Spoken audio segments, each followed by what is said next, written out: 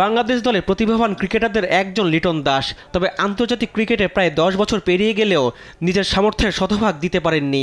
দারুণ সব ইনিংস যেমন খেলেছেন, তেমনি অধারাবাহিকতার কারণে সমালোচিত হয়েছেন সবচেয়ে বেশি। চলতি বছর ওয়ানডে ফরম্যাটে করেছেন মাত্র 6 রান।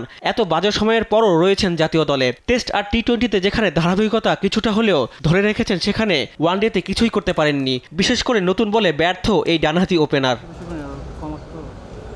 বাংলাদেশ দলের সাবেক ক্রিকেটার ইশতিয়াক আহমেদ মনে করেন, লিটন যেহেতু পুরনো বলে বেশি সাবলীল, তাকে 4 কিংবা 5-এ খেলানো বেশি ভালো হবে। সিলেকশন নিয়ে আমি খুব একটা বলবো না। যেটা হয়তোবা একটা জিনিস যেটা বলা যেতে পারে সেটা হচ্ছে যে সে যে অর্ডারে ব্যাটিং করে, আমরা যেরকম টেস্টে দেখেছি 6-7 নম্বরে ব্যাটিং করে, is been very successful. Liton এমনই একটা প্লেয়ার যে কিনা তার হাতে যেহেতু মার রয়েছে, টেকনিকও ভালো মোটামুটিভাবে, he is having problem with the new ball, move away going deliveries, কয়েকটা খেলা ঠিক সেভাবে সে আউট হয়েছে।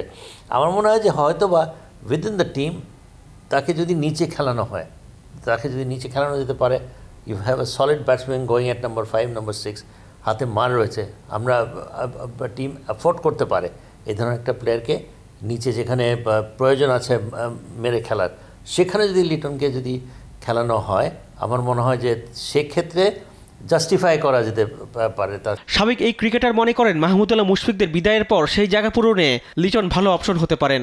যারা নন পারফর্মার্স, যেরকম লিটন দাস কিন্তু এখন will be aware that he has to perform because Nazmul Hossain Shantu is coming back, Mushfiq Rahim is coming back.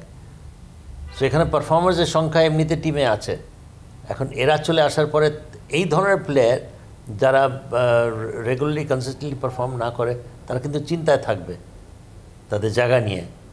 That is when they will be compelled to perform. Bangladesh দলে টি-20 অধিনায়কের দায়িত্ব দেওয়া হয়েছে লিটনকে। রিফাত আঞ্জুম, দেশ টিভি, ঢাকা।